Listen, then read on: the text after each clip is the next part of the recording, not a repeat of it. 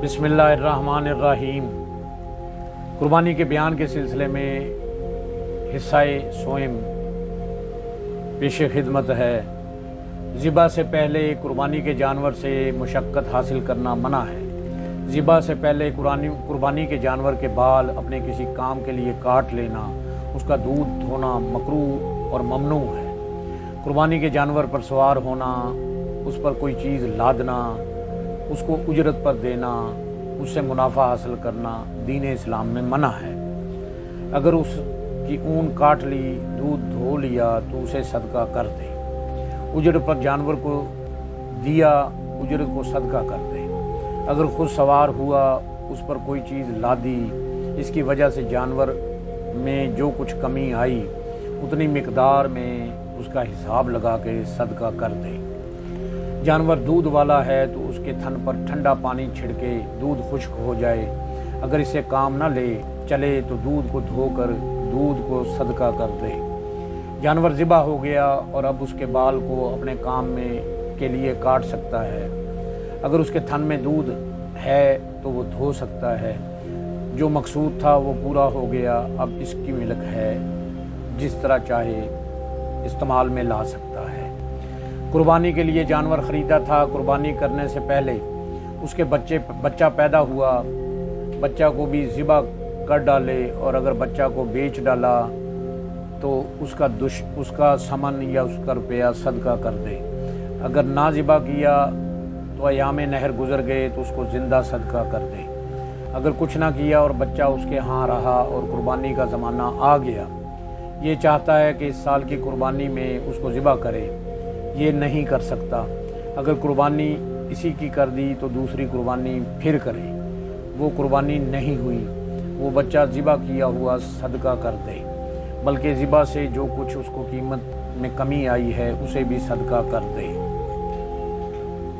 कुर्बानी और उसके पेट में ज़िंदा बच्चा है तो उसे भी ज़िबा कर दे, इसे इस्तेमाल में ला सकता है। और मरा हुआ बच्चा हो तो उसे फेंक दे, वो मुर्दार है। दूसरे की कुर्बानी के जानवर को बिला इजाज़त ज़िबा कर दिया। दो शख्सों ने गलती से ये किया कि हर एक ने दूसरे की कुर्बानी की बकरी ज़िबा कर दी, यानी हर एक ने दूसरे की बकरी को अपनी समझ कर कुर्बान कर दिया। तो कुर्बानी जिसकी थी उसकी कुर्बानी हुई। चूँकि दोनों ने ऐसा किया लिहाजा दोनों की कुर्बानियाँ हो गई। इस सूरत में किसी पर कोई तावान नहीं, बल्कि हर एक अपनी बकरी ज़िबा शुदा ले और फ़र्ज़ करे कि हर एक को अपनी जगह गलती उस वक़्त मालूम हुई जब उसकी बकरी ज़िबा हो चुकी। चूँकि हर एक ने दूसरे की बकरी खा डाली, लिहाजा हर एक दूसरे से माफ़ करा ले। और अगर माफ़ी पर राज़ी ना हो तो एक ने दूसरे की कुर्बानी का गोश्त बिला इजाज़त रख डाला, गोश्त की कीमत का तावान ले ले, इस तावान को सदका करे। कुर्बानी के गोश्त के मुआवजा का भी यही हुक्म है। ये तमाम बातें उस वक़्त हैं कि हर एक दूसरे के इस फेल पर उसने इसकी बकरी ज़िबा कर डाली, राज़ी हो तो इसकी बकरी थी, उसकी कुर्बानी हुई। और अगर राज़ी ना हो तो बकरी की कीमत का तावान लेगा। इस सूरत में जिसने ज़िबा की उसकी कुर्बानी हुई, यानी बकरी का जब तावान अदा कर दिया तो बकरी ज़िबा की गई, कुर्बानी हो गई। दूसरे की कुर्बानी की बकरी बग़ैर उसकी इजाज़त के कसदन ज़िबा कर दी। इसकी दो सूरतें हैं, मालिक की तरफ से इसने कुर्बानी की या अपनी तरफ से। अगर मालिक की नीयत से कुर्बानी की तो उसकी कुर्बानी हो गई, वो जानवर कुर्बानी के लिए था, कुर्बान कर दिया गया। इस सूरत में मालिक उससे तवान नहीं ले सकता। अगर उसने अपनी तरफ से कुर्बानी की और ज़िबा शुदा बकरी के लेने पर मालिक राज़ी है तो कुर्बानी मालिक की जानिब से हुई और ज़िबा की नीयत का एतबार नहीं। और मालिक अगर उस पर राज़ी नहीं बल्कि कुर्बानी का तावान लेता है तो मालिक की कुर्बानी नहीं हुई, बल्कि ज़िबा की हुई तावान देने से बकरी का मालिक हो गया और उसकी अपनी कुर्बानी हो गई। अगर कुर्बानी के लिए मुअय्यन ना हो तो बग़ैर इजाज़त मालिक अगर दूसरा शख्स कुर्बानी कर देगा तो कुर्बानी ना होगी। मसलन एक शख्स ने 5 बकरियां ख़रीदी थीं, उसका ये ख्याल था इनमें से एक बकरी को कुर्बान करूंगा और उसने किसी एक को मुअय्यन नहीं किया تو دوسرا شخص مالک کی جانب سے قربانی نہیں کر سکتا۔ اگر کرے گا تو تاوان لازم ہوگا۔ ذبح کے بعد مالک اس کی قربانی کی نیت کرے بیکار ہے، یعنی اس صورت میں قربانی نہیں ہوئی۔ اپنی بکری دوسرے کی طرف سے ذبح کر دی، اس کے حکم سے ایسا کیا یا بغیر حکم، بہر صورت اس کی قربانی نہیں ہوئی، کیونکہ اس کی طرف سے قربانی اس وقت ہو سکتی ہے جب اس کی ملک ہو یا اس کی اجازت ہو۔ ایک شخص کے پاس کسی کی بکری امانت کے طور پر تھی، امین نے قربانی کر دی، یہ قربانی صحیح نہیں، نہ مالک کی طرف سے نہ امین کی طرف سے، اگرچہ مالک نے امین سے اپنی بکری کا تاوان لیا۔ اس طرح اگر کسی کا جانور اس کے پاس عاریتاً اجارہ کے طور پر ہے اور اس نے قربانی کر دی، یہ قربانی جائز نہیں۔ مویشی خانہ کے جانور ایک مدت مقررہ کے بعد نیلام ہو جاتے ہیں اور بعض لوگ اسے لے لیتے ہیں، اس کی قربانی جائز نہیں، کیونکہ یہ جانور اس کی ملک نہیں ہے۔ دو شخصوں کے مابین ایک جانور مشترک ہے، ان کی قربانی نہیں ہو سکتی کہ مشترک مال میں دونوں کا حصہ ہے اور ایک کا حصہ دوسرے کے پاس امانت ہے۔ اگر وہ جانوروں میں دو شخص برابر کے شریک ہیں تو ہر ایک نے ایک ایک کی قربانی کر دی تو دونوں کی قربانیاں ہو جائیں گی۔ ایک شخص کے 9 بچے ہیں اور ایک خود، اس نے 10 بکریوں کی قربانی کی۔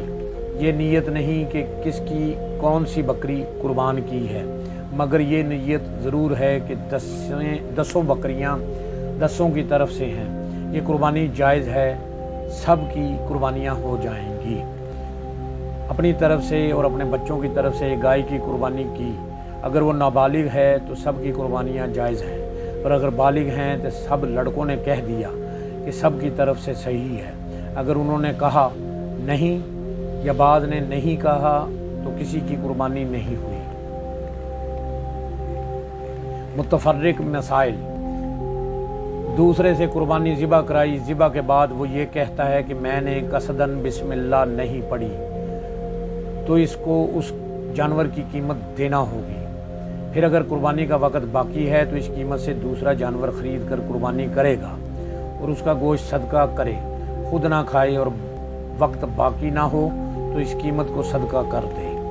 تینوں شخصوں نے 3 بکریاں قربانی کے لیے خریدی، پھر یہ بکریاں مل گئیں، پتہ نہیں چلتا کس کی کون سی بکری ہے۔ اس صورت میں یہ کرنا چاہیے کہ ہر ایک دوسرے کو ذبح کرنے کا وکیل کر دے، سب کی قربانیاں ہو جائیں گی۔